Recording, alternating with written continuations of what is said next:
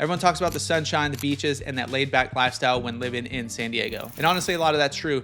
But what a lot of families actually have to deal with when they get here has nothing to do with the beaches and everything to do with your daily life. I'm Chris Erickson. I was born and raised right here in San Diego County, and our team helps a lot of families relocate out here to San Diego. And there's a handful of things that consistently catch people off guard once they move. And they're not necessarily all bad things, just realities about living here. So I'm gonna walk you through what living here is actually like, from hidden homeowner costs and insurance, to lifestyle trade-offs between coastal and inland communities, and why the beach actually becomes a smaller part of daily life when people are living here. And one of these realities surprises almost every single family who has relocated once they actually are living here. The first reality is that the mortgage on your home isn't necessarily the thing that surprises most people moving here. When people start looking at homes right here in San Diego, one of the biggest things is purchase price. Obviously, living here in San Diego is not cheap, but what tends to catch a lot of people off guard is all of the additional costs beyond just their monthly payment. One of the biggest costs that catch people off guard is insurance costs. Over these past few years, we've seen a lot of insurers, home insurance companies, either stop issuing new policies or completely leaving California. Now that has caused insurance premiums to go up. So as wildfire risks have gone up, as costs have gone up, so have insurance costs. And a lot of places too, they have doubled in many cases. So it really depends on where you're living. As you're looking at homes, you can't really look on a map because the insurance providers have their own maps that they are looking at when they're figuring out, are you in a high fire zone? Are you in an extremely high fire zone? Are you not in any fire zone? But it really comes down to each insurance. So when you're looking out here, insurance brokers are the good way to go. You can get a few different costs, a few different options when you're looking at that. But we have seen sometimes when our sellers are selling homes, we have seen sometimes maybe their insurance premium, now this is a bigger house, this is a high fire zone, was like $3,500. The new buyers came in, and this is per year, new buyers came in, and now when they were getting their quotes, it was around $8,000. And so we've seen a lot of big jumps in insurance costs, but doesn't necessarily have to be a surprise. You can kind of figure all this out as you are searching for homes and, you know, get quotes on, or at least get an idea of areas. If you're looking at homes, here's a big canyon coming up to, you know, a lot of open space coming up to the homes, you're likely going to be in a high fire zone.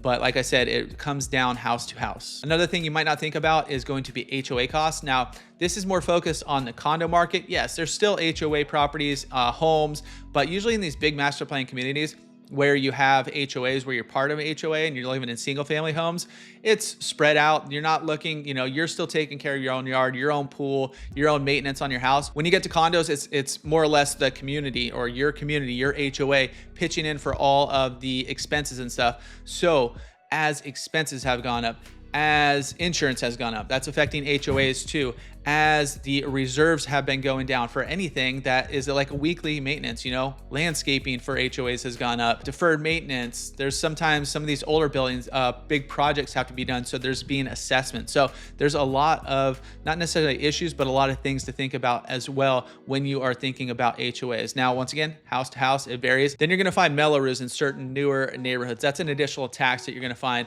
on your property tax bill. Utility bills can be a real factor too. So for example, SDG&E, they're the main electric provider right here in San Diego, gas and electric. Basically, they cover all of San Diego, right? So when you move here, you're going to be under San Diego gas and electric. That's what you're going to be paying your bill to. But they have time of use pricing. So depending on when you are using your home, when you are using specific things, it could be more expensive. So the peak hours are like 4 to 9 p.m. But you know, that's when most people are home. That's when most people are doing the laundry. That's when most people are cooking. That's when most people are, you know, enjoying their home after work and all that kind of stuff. But that's also the most expensive time to use all that stuff. So as well, if you have an electric car, now a lot of people either plug those in at work or plug those in overnight. You know, you have a few of those factors. Sometimes some of these houses you're going to be looking at line might have solar. You're going to have to see, is it paid off solar? Is it owned? Is it leased? That can be another expense as well. That definitely offsets some of the electric bills as well. But it does mean that families moving here to San Diego have to take into account all these other things beyond just your mortgage. And once people start realizing that, it usually leads them to the next question: where in San Diego should we actually live? Because obviously that decision shapes everything. The second reality is you are not choosing San Diego, you're choosing your specific version of San Diego. Now, a lot of people say they want to move to San Diego, but San Diego is not just one place. It's really a lot of different lifestyles lifestyles packed into one county. So you have like those walkable downtown areas. Now, every city usually has like a downtown area, you know, downtown San Diego being the biggest one. If you want walkability, if you want kind of that city-ish lifestyle, that's where you're going to be. Now, all the other beach towns, all that kind of stuff, downtown Carlsbad, downtown Oceanside, all those areas have their own unique little downtown area, but all those are going to be somewhat of the walkable. Once you get out of there, now you're getting into the suburbs, which is one of the biggest places we see people move right here in San Diego, because there's so many choices. As you get off the coast, obviously pricing is going to get a little bit better. It's going to get a little bit more affordable as you go inland, but there are so many different suburban neighborhoods right here in San Diego. You have some older master plan communities like Rancho Bernardo it's a part of the city of San Diego, but it's also its own, people say they live in Rancho Bernardo, right? It's its own little district that was built out as a master plan community. So all of these little neighborhoods are going to have their own amenities within the neighborhoods. You're going to find newer master plan communities like you've probably seen if you're looking at new construction, Three Roots down in Sorrento Valley. You're going to find San Alejo Hills up in San Marcos. That is one of the biggest master plan communities in all of San Diego. In all of these communities, different timeframes are built, different styles, different neighborhoods, obviously different amenities that you're going to have access to as well. You're also going to find quiet inland areas with a little more space. So certain areas of Poway, you could go even a little further inland to like Valley Center. As you go more coastal, Livin, Rancho Santa Fe, you're going to find beautiful areas, all kinds of different. If you want a little bit more space, there's those areas as well. And then some areas that are a little more urban, a little bit more in the mix where, you know, the suburbs, a lot of the suburbs, especially like North County area of San Diego, a little sleepy, a little quieter as you get a little bit more action, you know, to those downtown areas, but all the surrounding areas around downtown San Diego where you get the North Parks, the Hillcrest, kind of those little areas where you're going to find it's a little more lively. You're going to find a little more action, a little more dense in those areas too. But for families moving out here, the decision comes less from moving to San Diego to deciding which version of San Diego actually fits their lifestyle. Because once you start looking at homes, you quickly realize you're balancing things like proximity to the coast, home size, school options, commute time, and overall cost of living. And what we see all the time with relocating families is that they often end up one town over from where they originally started looking. And it's not necessarily because they couldn't afford those areas. It's because, let's say they were looking in Encinitas and you're like, okay, I like Encinitas, I like the vibe there, but I see some homes in Carlsbad I want to check out too. So they go check out the homes in Carlsbad. And what they find is that homes in Carlsbad, even though similar lifestyles, you're going to get a lot more bang for your buck. You're going to get some more square footage, a little bit more house. So they end up seeing what they could get in one area compared to the other. They go with the area that fits their lifestyle. If they're looking in Carlsbad, but maybe they start wandering over to that San Alejo Hills or certain other areas of San Marcos. But once you look at the other area, you're like, okay, I like the lifestyle. I like the location, even though it's a little further inland. I like the schools out there.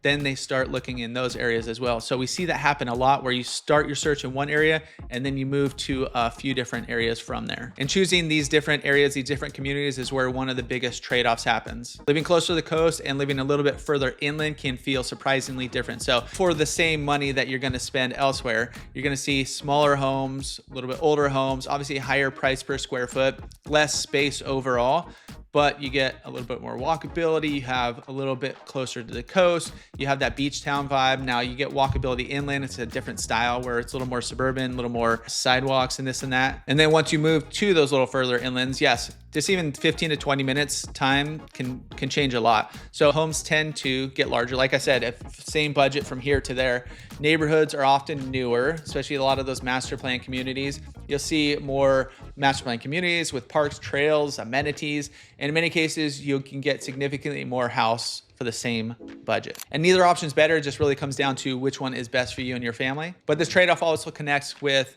what we're going to get into next and what people don't expect with the move to San Diego. And that San Diego does not have just one type of weather. Now, people often picture San Diego weather as all the same, 72, sunny. So all in all, it's going to be a lot more comfortable than a lot of areas. From the rainy northwest to the cold northeast to the humid south to a lot of different areas that you're going to find in between there. San Diego is, I saw it on a map the other day, it's one of the few areas in a little strip where you're going to find that Mediterranean climate, but different parts of San Diego can feel totally different on the same exact day. If you're going coastal in Encinitas, you wake up, it's overcast, it is, 62 degrees, it's a little brisk out there, you're looking out, no blue skies. You drive inland a little bit, probably let's go into San Marcos. You're looking about a 20-minute drive over there. Maybe as you're coming out of the clouds, you're coming out of the marine layer. It's 10, 15 degrees warmer over there. Now, this isn't every day, but you can find very different climates on the same exact day. Even today, so it's March 19th right now, and we have this heat wave. It's been really hot over these past few days. All right, so I just pulled out my phone just to see what it is today. And right now I'm in Encinitas near the coast. It's 87 degrees, but it feels like 92. It's hot. There's a heat wave coming through here, a little bit hotter inland. Right now we're like 15 to 20 degrees above our average temperature right here for this time of year. Now that happens from time to time. You get these big heat waves coming through here. It's in the 90s. When you go to Escondidos, to Santee, you're probably in the hundreds plus over there. Very hot, right? But there's also days where you go outside, and it's very few days, but you might have a little frost on your windshield. So during the winter times, it can get cold. Here's the thing as a whole. Here's how I kind of think of San Diego. During the days when you don't have May gray or June gloom, so during those summer or coming into the summertime, you think it should be really nice, but it's overcast all through a lot of the county. It's gray, it's ugly. Sometimes it goes into July, sometimes it starts a little earlier. But the general theme is go with layers, right? You have cooler mornings as you're going in the afternoons, kind of 2, 3, you start getting the warmest. As you go into the evenings, it starts getting brisk again, starts getting cooling off a little bit. And that's kind of the rhythm that we see a lot of times. Now the temperatures might vary a little bit, but for the most part, that's what you can expect here. And so when you're moving out here, you're gonna see even people, once it gets 60 degrees with their big Patagonias on, they're gonna be like cruising around, like acting like it's crazy cold. Even 70 degrees, if there's like a little breeze coming through, you might see some hoodies, some sweatshirts out there. And you're probably gonna follow suit as well. As you live here a little bit, you're gonna get used to the chillier weather. My wife's from the East Coast. She's now well acclimated to here, so it gets cold all the time. I get cold all the time. But the main theme here is San Diego. Depending on where you choose to live, you're gonna have different climates. Even when you're watching the news, you're gonna see 4 different microclimates. You're gonna have coastal, you're gonna have inland, you're gonna have mountains. We do have some mountains a little bit further east, and then a little bit further east than that, you're gonna find some deserts. So the bulk of people are living here, San Diego, and moving to San Diego are gonna be in that coastal and inland area, but even those two can vary. And the exact area you choose to live in can shape your daily experience more than you think. But once families do settle in here, there's another reality that becomes clear. The fourth reality is that family life here is very car-based. Now, San Diego has that laid-back reputation, and people assume that when they move here, it's gonna feel easy, it's gonna feel super convenient. But the reality for most families is that life here still revolves around the car. Very car dependent area right here in San Diego, from work commutes to school drop-offs, to sports practices, to activities, to errands. Even going from like one cool area to another often means getting on the freeways.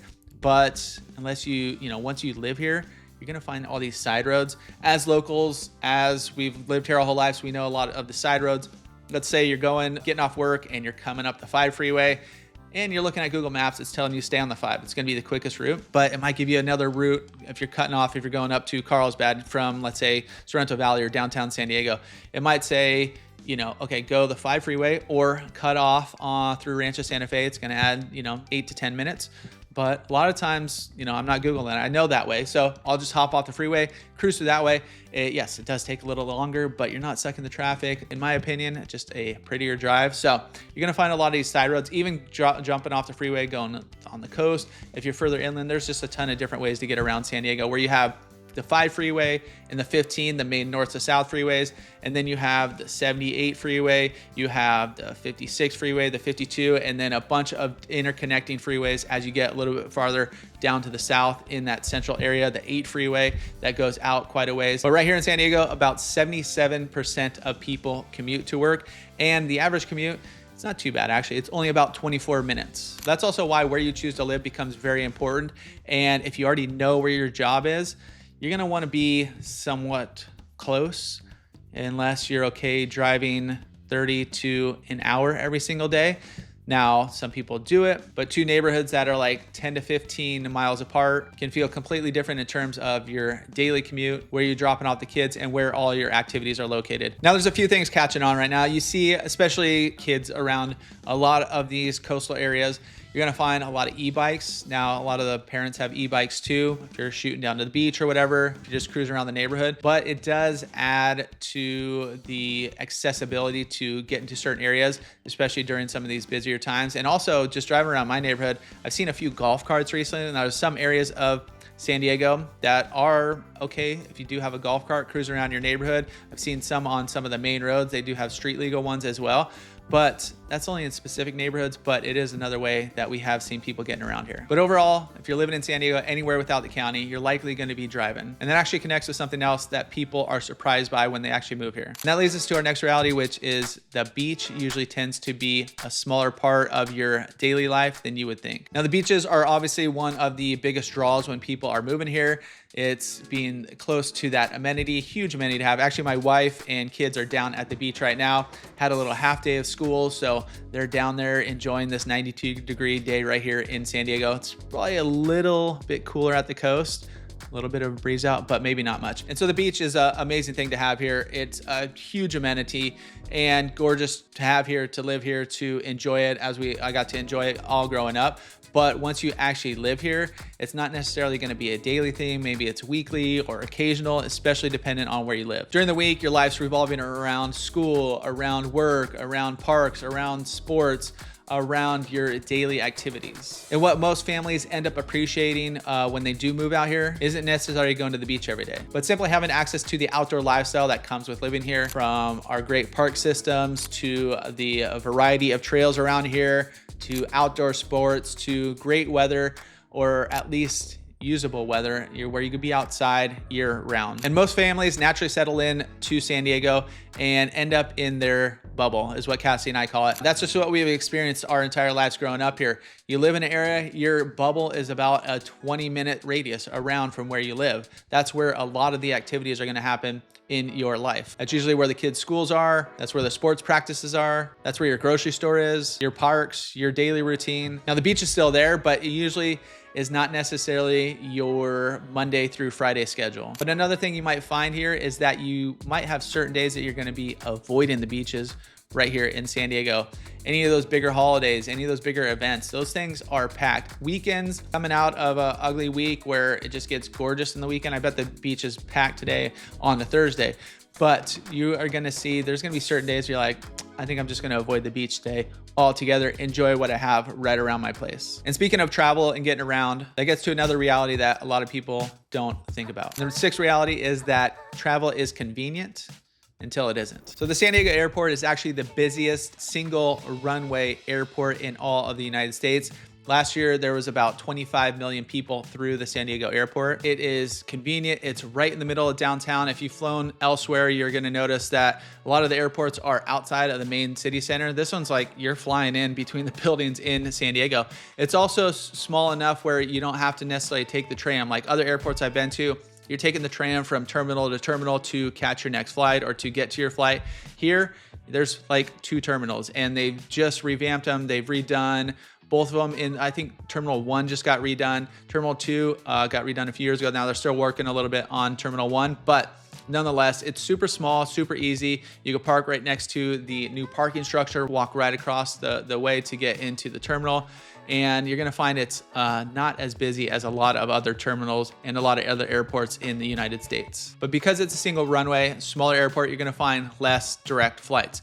Now, there's a lot of places that San Diego does fly to direct, but there's also limited options. So if you want to go from here to Fort Lauderdale, there's limited options. If you want to go to Vegas, plenty of options. If you want to go elsewhere, East Coast, sometimes you're going to hit Chicago, Houston, certain other big hubs where you're not going to have those direct flights. But there are a few other options if you want to drive a little bit further, where you have the Orange County John Wayne International Airport. You have LAX, probably about 2.5, maybe 3 hours away, depending on traffic. If you're taking vacation down to Cabo or down to a few other areas in Mexico, there is a newer airport in Tijuana that you can park on this side, you go walk across the terminal. My sister's done it. Friends have done it a bunch of times. So a lot of people here, that's where we go on vacation a lot, is down to the south. And so with this terminal, you get a little bit cheaper flights. It's easy from what I've heard. You just park on here, walk across. Another airport that has been seeing some growth over these past few years is in Carlsbad, and it's Palomar Airport. And over these past few years, they've added a very few limited commercial flights coming out of there, but good for business travelers to some of the hubs that you're going to find around here. They do also have like JSX and a few other spots flying out of there. So if you needed some different areas, it's a smaller airport. It's even obviously smaller than San Diego Airport, but there are some options there as well. And then back to travel is convenient until it isn't. Let's just talk locally, right? As some of these cities have grown, as San Diego has outgrown infrastructure, you're going to find more traffic, more like pinch points where it's been happening forever. So 5 and the 805, where those meet, the Golden Triangle right there in San Diego, you're going to find that during rush hour, it gets backed up. A lot of these areas where you see two freeways coming together, that's a lot of the times where you're gonna find this congestion. But in cities too. So I grew up in San Marcos, and over these past few years, there has been a ton of growth, ton of new construction, a ton of new communities. It used to be a drive-through city. Now it's started to be a drive-to community where it's some of the most new construction around here, some of the most projects going on or in the works and whole downtown. So we have a ton of videos on those. So if you guys want to learn more about San Marcos, go check those out. But with all that, more traffic. With all of the development and multifamily units that they're putting in Encinitas right now and various other areas around San Diego, to be honest, to get up to code for California and the amount of housing we need here, they're building like crazy right now. So when all those get built out, more people, more traffic. So you're just going to see more congestion, and obviously we're not downsizing. There's going to be more and more people that are going to be in these areas that people want to live right here in San Diego. So with that, just plan accordingly. You're going to find more traffic and a little more hassle in the travel department. Now, the seventh reality is that kids sports can be very competitive. And I think the biggest one right here in San Diego currently is competitive soccer. It's crazy. My kids are in competitive soccer. Cassie's kids are competitive soccer, but just seeing kids are competitive, they're having fun, but seeing the parents be competitive. And I try to remain neutral, remain on the outside and just kind of observe what's going on. But you will see some folks who are living here, some parents are very into it themselves, maybe a little bit too much so. But just be aware that when you do move out, you're going to see some very competitive sports right here in San Diego. Also, competitive baseball, right? That's pretty big right here in San Diego. As we're able to play year round, you're going to find a lot of competitive leagues around here. Even like action sports like surfing and skateboarding, you're going to see a lot of kids doing that around here. And a lot of talent that you're going to see in X Games or professional surfing, you're going to find actually started right here in San Diego. But for you as the parent and dependent on the sport, these competitive leagues can take up a lot of your time, from the practices to the travel to the tournaments to the one-off games. It can take a lot of days of your week. It could take a lot of days of your weekend, but it definitely can become a bigger commitment than people expect when they do move here. Now, the eighth reality is that the food scene may surprise you. One thing that people don't expect about San Diego is how good the food scene is becoming. And obviously we're known for Mexican food. As you live here a long time, back to travel, if you're coming home from a trip and you're tired from traveling all day, a lot of times you're just going to swing by, grab some Mexican food. There's a lot of 24-hour spots, and all these spots, once again, you're going to find your spot within your 20-minute bubble, probably even closer than that. But it is a staple right here. And I was talking with my wife earlier, and it's like, okay, she's from the East Coast. She's lived here for 20 plus years, but it's like, what's one thing that people wouldn't expect moving out here? And she's like, how good the Mexican food is. So obviously it's known, yes, but you won't really know it until you live here, and you're gonna find your local spots when you do get here. But beyond that, the food scene has really grown here in San Diego. Convoy is one of the best spots for Asian food in all of Southern California. Downtown Little Italy have a ton of incredible restaurants. And Petco Park might honestly have some of the best food options and beer options in all of the country, in all the ballparks out there. You'll be surprised if you go there, get some Cardiff Crack nachos, go get some of the burgers around there, just go explore. There is so much good food around Petco. You could just go there, maybe not even watch the game. Even if you're not a baseball fan, go explore their food, get some drinks, cruise around that little area of downtown. It's pretty awesome. And some of the best places that you're going to find are like little strip malls within your local community that you're going to find when you're living here. But some of the coastal areas, or just any city with their own little downtown area, which is most of them, they have their own little kind of downtown hub. You're gonna find some really good food. There's a place called Lilo up in Leucadia. One of our friends went there, and he's from the Bay Area, moved down here a few years ago, and he went there with his wife and was saying that it's one of the only spots that he has seen since he's been down here that has compared to the offerings up in the Bay Area. And we're starting to see more and more of these places come throughout San Diego as well. So while San Diego might be known for tacos and burritos, the overall food scene is actually getting quite good here. Now, at the end of the day, San Diego is an incredible place to live. But like any place, it works best knowing the trade-offs before you actually make the move. The families who tend to be the happiest here are the ones who come in having a realistic expectation of the cost of living, the lifestyle differences between neighborhoods, and how daily life actually works. And if you're thinking about moving to San Diego and you want to figure out which areas fit your budget and your lifestyle, feel free to reach out. I'm Chris Erickson with the Livin in San Diego real estate crew, and we help families just like you relocate here to San Diego every single week. And we got your back when making the move here to San Diego.